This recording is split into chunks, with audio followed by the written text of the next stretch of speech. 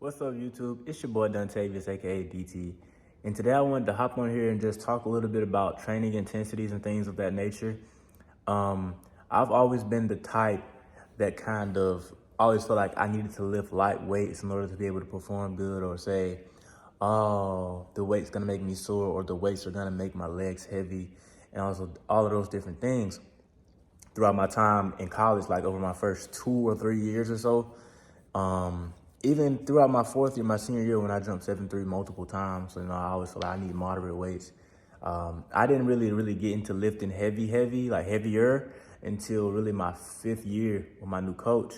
And that's when I realized I could still perform at a high level even while I'm lifting heavier weights. It was my first time jumping 7'4".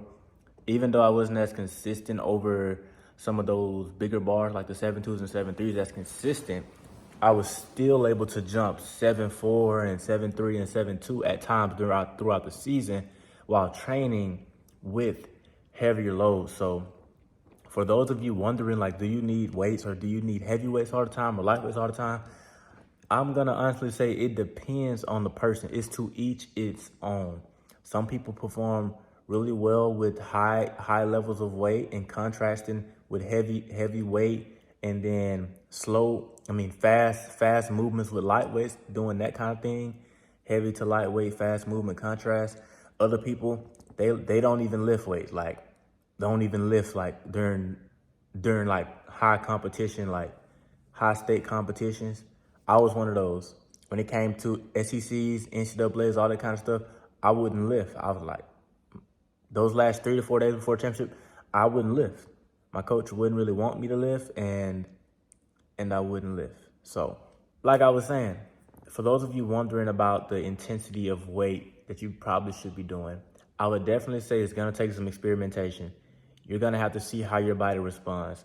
At the end of the day, we all need to get stronger to really be better at our events. It doesn't matter what you do. You have to build some type of strength. There's strength in every event, whether it's distance, whether it's distance runners also lift weights. If you did not know, they don't lift these big heavy weights, but they do lift. They do endurance style lifting, lightweight, all that kind of stuff. But you're gonna have to get stronger. I mean, if you want to perform at your best, you know what I'm saying? You're gonna be a better athlete when you're stronger, whether that's core strength, whether that's in the legs for a jumper, quads, hammies, glutes. That's one thing I've been focusing a lot on, is truly getting stronger in my lower body, but also my upper body. But let's talk about lower body for a little bit. My general strength. So one thing about me, I've always been an athlete who wasn't very flexible. I would say I don't have the best mobility skills. My hips and all those things are tight. I can't, like, I'm the athlete that say, oh, you can't even touch your toes. Like, that's what my coaches always say, but I can touch my toes. Like, but that was the joke that was said because of my lack of mobility. And one thing I've been really focusing on is making sure I get my ankle exercises in, my knee strengthening exercises, and also my hip flexor strengthening and loosening. Like, I'm talking really doing these different exercises like banded TKEs for the knees, ankle and toe taps, like on a box and having a straight non-working leg and tapping it to the ground, bending your knee over the front of your toe. What else? When it comes to hips, sitting leg raises. So single leg sitting leg raises over a dumbbell. I basically have my legs out straight and I'm bringing my hip over it and my leg over it, working my hip flexor. And this is a bunch of general strength things that I've been doing. And I like the way that it makes me feel, because it makes me feel like I'm working something I've never worked before. It makes me feel like I'm unlocking something new. And I definitely believe it's paying off. I can definitely tell through the way that I can jump now in a practice setting versus competition. Like, in a practice setting, I can exert more power through my entire leg. Like, it's just different now. And from simple things like working on your ankles, hips, and knees, I call it HKAs, hip, knee, ankle. And yeah, I know I kind of went off on a tangent there, but the main thing I came on here to talk about is just the intensity of the lifts, and I kind of went off on a tangent on general strength as well.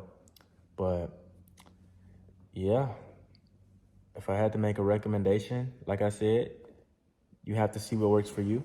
To each his own. You have to see, does your body respond best under lower lights?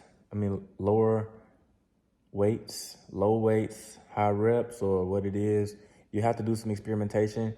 If you do not have a coach, it's if you do not have a coach, for sure, it's always great you need to always focus on your technique first. You should not be going in trying to throw a bunch of it on the board and see how hard you can squat or bench or whatever else. It should always be technical focus, and you work your way up and slowly get stronger as your technique also increases. Because if you just try to make that jump, you could end up injuring yourself some type of way,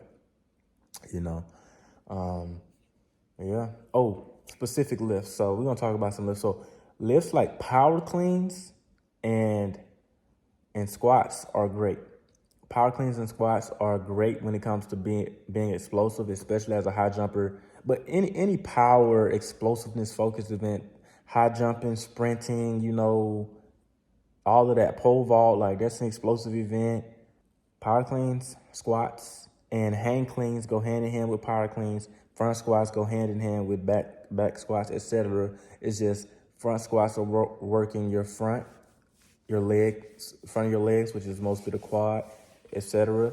Back squats are gonna work more of those glute and hammies. But at the end of the day, they all work when you're doing a squat. But the front squat is just gonna be more front dominant, as it is in the name. I've been actually focusing a lot on front squats. I'm probably finna go hit some right now because I was just sitting in the gym parking lot after I just got a membership because I'm at the crib for a little bit. Just sitting out there in the gym parking lot, I'm like, I just ate, so I don't want to lift right now. I just ate, but now it seems like it's about time to go back. But yeah, I just want to hop on and talk to y'all real fast, man. Because, we're trying to drop a video every day. And I missed yesterday, man. Oh, my goodness. I was a little busy. And I was in the bed getting ready to drop the video. And I just fell asleep. I had the video airdrop into my phone so I can post it. And I'm like, oh, my goodness. I was 7 days straight, 8 days straight. But you know what? It's all good because consistency is key. We missed a day. We back in here. But if y'all do not know, like I said, my name is Dontavius Hill. I am a 5-time NCAA All-American, currently a professional high jumper training for the Olympics. Have made 3 USA teams up to this point. Have not made a major national team. Shooting for this Olympic team this year, and I'm excited. It's going to be a great year. Check out the shirt, Pan American game. Look at that. Ooh, look at that shirt. Man, got the Olympic rings on it. But thank y'all for tuning into this video. Y'all stay tuned for more. I'm just going to consistently be pushing out content, telling y'all different things about track and field, training, etc., the sport. You already know. So, yeah, we out of there.